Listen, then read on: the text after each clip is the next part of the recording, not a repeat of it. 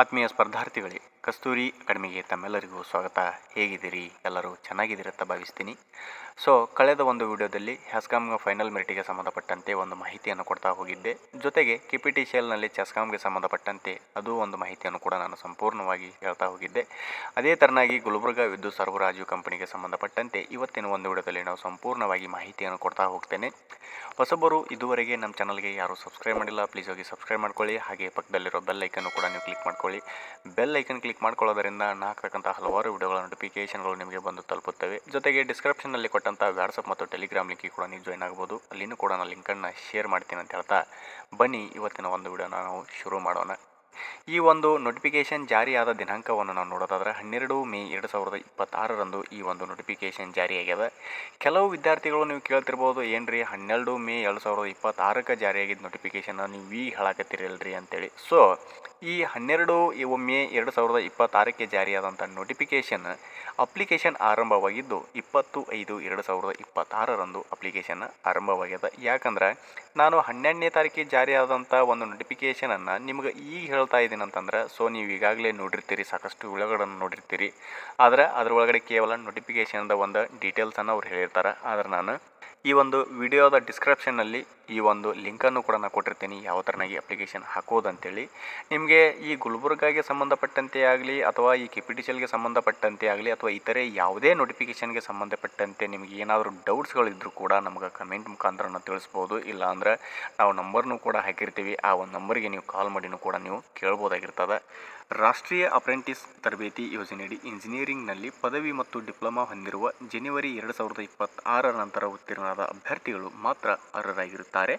2026-27 ಸಾಲಿನ ಅಪ್ರೆಂಟಿಸ್ ತರಬೇತಿಗೆ ಇಂಜಿನಿಯರಿಂಗ್ ಪದವಿ ಹಾಗೂ 3 ವರ್ಷದ ಡಿಪ್ಲೊಮಾ ಹೊಂದಿರುವ ಅರ್ಹ ಅಭ್ಯರ್ಥಿಗಳಿಂದ 1 ವರ್ಷದ ತರಬೇತಿ ಅರ್ಜಿಯನ್ನು ಕರೆಯಲಾಗಿದೆ. ಅಂತಂದ್ರೆ 2022 ನಂತರ 2026 ಒಳಗೆ ಯಾರು ಪಾಸ್ ಆಗಿದಿರಲ್ಲ ಆ ಒಂದು ಅಭ್ಯರ್ಥಿಗಳು ಇಲ್ಲಿ ಅಪ್ಲಿಕೇಶನನ್ನು ಹಾಕೋಬಹುದು ಅಂತೇಳಿ ಅವರು ನೋಟಿಫಿಕೇಶನನ್ನು ಬಿಡುಗಡೆ ಮಾಡಿದ್ದಾರೆ. ಇನ್ನು ಈ ಒಂದು ನೋಟಿಫಿಕೇಶನ್ಗೆ ಸಂಬಂಧಪಟ್ಟಂತೆ ಈ ಒಂದು ಅಪ್ಲಿಕೇಶನ್ ಹಾಕಬೇಕಂದ್ರೆ ನಾವು ಯಾವ ಒಂದು ಕ್ವಾಲಿಫಿಕೇಶನ್ ಮುಗಿಸಿರಬೇಕು ಅಂತಂದ್ರೆ ನಿಮ್ಗೆ ಈಗಾಗಲೇ ನಾನು ಆಲ್ರೆಡಿ ಹೇಳಿದ್ದೀನಿ, ಡಿಪ್ಲೊಮಾ ಮತ್ತು ಇಂಜಿನಿಯರಿಂಗ್ ಪದವಿಗೆ ಸಂಬಂಧಪಟ್ಟಂತೆ 2022 ನಂತರ 2026 ಒಳಗೆ ಪಾಸಾದಂಥ ಪ್ರತಿಯೊಬ್ಬರು ಗ್ರಾಮೀಣ ಪ್ರದೇಶದವರಾಗಲಿ ಕನ್ನಡ ಮಾಧ್ಯಮದವರಾಗಲಿ ಪ್ರತಿಯೊಬ್ಬರು ನೀವು ಅಪ್ಲಿಕೇಶನನ್ನು ಹಾಕೋಬೋದಾಗಿರ್ತದೆ. ಇನ್ನು ಈ ಒಂದು ಹುದ್ದೆಗೆ ಅಪ್ರೆಂಟಿಸ್ ಅಂತಂದರೆ ಇದು ಈ ಪರ್ಮನೆಂಟ್ ಜಾಬ್ ಆಗಿರೋಂಗಿಲ್ಲ. ಯಾಕಂತಂದ್ರೆ ಇದು ಕೇವಲ 12 ತಿಂಗಳ ಒಂದು ಟ್ರೈನಿಂಗ್ ಜಾಬ್ ಆಗಿರ್ತದೆ. ಆ ನಂತರ ನೀವು ಬೇರೆ ಕಡೆ ಎಲ್ಲಾದರೂ ಹೋಗ್ಬೋದು. ಒಂದು ವೇಳೆ ನೀವು ಅಲ್ಲೇ ಕಾಂಟ್ರಾಕ್ಟರ್ ಬೇಸ್ ಆಗಿ ಕೆಲಸ ಮಾಡ್ತೀನಿ ಅಂದರೂ ಕೂಡ ನೀವು ಅಲ್ಲಿ ಮಾಡ್ಕೋಬೋದಾಗಿರ್ತದೆ. ಈ ಒಂದು ತರಬೇತಿಯಲ್ಲಿ ವೇತನ ನಮಗೆ ಎಷ್ಟು ಕೊಡ್ತಾರಂತಂದ್ರೆ ಸುಮಾರು 9,000 ರೂಪಾಯಿಯನ್ನು ನಮಗೆ ಕೊಡ್ತಾರೆ. ಇದು ಯಾರಿಗೆ ಕೊಡ್ತಾರೆ 9,000 ಅಂತಂದರೆ ಇಂಜಿನಿಯರಿಂಗ್ ಪದವಿ ಮುಗಿಸಿದಂಥವರಿಗೆ 9,000 ಕೊಡ್ತಾರೆ. ಇನ್ನು ಡಿಪ್ಲೊಮಾ ಮುಗಿಸಿದಂಥ ಅಭ್ಯರ್ಥಿಗಳಿಗೆ 8,000 ಒಂದು ವೇತನವನ್ನು ನಮಗೆ ಕೊಡ್ತಾರೆ. ಹಾಗಾದ್ರೆ ಈ ವೇತನವನ್ನು ನೋಡಿದ್ದೀವಿ ಮತ್ತು ಯಾವ ವರ್ಷದಲ್ಲಿ ಪಾಸಾದಂಥ ಅಭ್ಯರ್ಥಿಗಳು ಅಪ್ಲಿಕೇಶನ್ ಹಾಕಬೇಕಂತೇಳಿ ನೋಡಿದ್ದೀವಿ. ಹಾಗಾದರೆ ಈ ಒಂದು ಇಂಜಿನಿಯರಿಂಗ್ಗೆ ಎಷ್ಟು ಹುದ್ದೆಗಳು ಇದ್ದಾವೆ, ಇನ್ನು ಡಿಪ್ಲೊಮಾಗಳಿಗೆ ಎಷ್ಟು ಹುದ್ದೆಗಳಿದ್ದಾವೆ ಅನ್ನೋದು ಕೂಡ ನಾವಿಲ್ಲಿ ಒಂದೊಂದಾಗಿ ನೋಡ್ತಾ ಹೋಗೋಣ. ಈ ಟೋಟಲ್ ಆಗಿ ಇಲ್ಲಿ 175 ಹುದ್ದೆಗಳನ್ನು ನಾವು ಇಲ್ಲಿ ಇಂಜಿನಿಯರಿಂಗ್ದವರಿಗೆ ನೋಡ್ತೀವಿ. ಇಲ್ಲಿ ನೀವು ನೋಡ್ತಿರ್ಬೋದು ಮೀಸಲಾತಿ ಮತ್ತು ಯಾವ್ಯಾವ ಕ್ಯಾಟಗರಿಗೆ ಎಷ್ಟೆಷ್ಟು ಹುದ್ದೆಗಳಿದ್ದಾವೆ, ಇನ್ನು ಪರಿಶಿಷ್ಟ ಜಾತಿಗೆ ಎಷ್ಟಿದ್ದಾವೆ, ಪರಿಶಿಷ್ಟ ಪಂಗಡದವರಿಗೆ ಎಷ್ಟಿದ್ದಾವೆ, ಇನ್ನು OBCದವರಿಗೆ ಎಷ್ಟಿದ್ದಾವೆ ಅನ್ನೋದು ಕೂಡ ನೀವು ಪ್ರತಿಯೊಂದು ನೋಡ್ಕೋಬೋದು. ಇಲ್ಲಿ ಸಾಮಾನ್ಯ ಅಭ್ಯರ್ಥಿ ಮತ್ತು ಮಹಿಳಾ ಅಭ್ಯರ್ಥಿಗಳು ಕೂಡ ನೀವು ಅಪ್ಲಿಕೇಶನನ್ನು ಹಾಕೋಬೋದು. ಇಲ್ಲಿ ನಾನು ಪ್ರತಿಯೊಂದು ಇಷ್ಟು ಪೋಸ್ಟ್ಗಳಿದ್ದಾವೆ, ಇಷ್ಟು ಈ ವರ್ಗಕ್ಕೆ ಇಷ್ಟಿದ್ದಾವೆ ಅಂತೇಳಿ ನಾನು ನಿಮ್ಗೆ ಹೇಳ್ತಾ ಹೋದ್ನಪ್ಪ ಅಂದ್ರೆ ವಿಡಿಯೋ ಲೆಂತ್ ಆಗ್ತದೆ.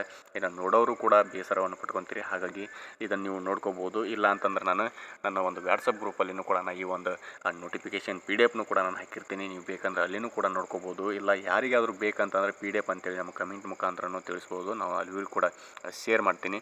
ಇನ್ನು ಡಿಪ್ಲೊಮಾದಲ್ಲಿ ಏನು ಮುಗಿಸಿರ್ಬೇಕಂತಂದರೆ ಡಿಪ್ಲೊಮಾದಲ್ಲಿನೂ ಕೂಡ ಎಲೆಕ್ಟ್ರಿಷಿಯನನ್ನು ಮುಗಿಸಿರಬೇಕು. ಸುಮಾರು 100 ಹುದ್ದೆಗಳನ್ನು ನಾವು ನೋಡ್ತೀವಿ. ಇಲ್ಲೇನೂ ಕೂಡ ಅದೇ ತೆರನಾಗಿ ಮೀಸಲಾತಿ ಇರ್ತದೆ.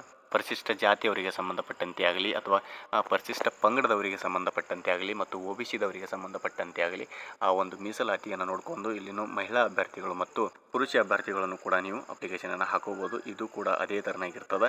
ಯಾಕಂದ್ರೆ ನಾನು ಪ್ರತಿಯೊಂದನ್ನು ನಿಮಗೆ ಹೇಳ್ತಾ ಹೋದ್ನಿ ಅಂತಂದ್ರೆ ವಿಡಿಯೋ ಲೆಂತ್ ಆಗ್ತದೆ, ನೋಡೋರಿಗೂ ಕೂಡ ಬೇಜಾರಾಗ್ತೈತಿ ಮತ್ತು ನೀವು ಸ್ಕಿಪ್ನೂ ಕೂಡ ಮಾಡ್ಬೋದಾಗಿರ್ತದೆ.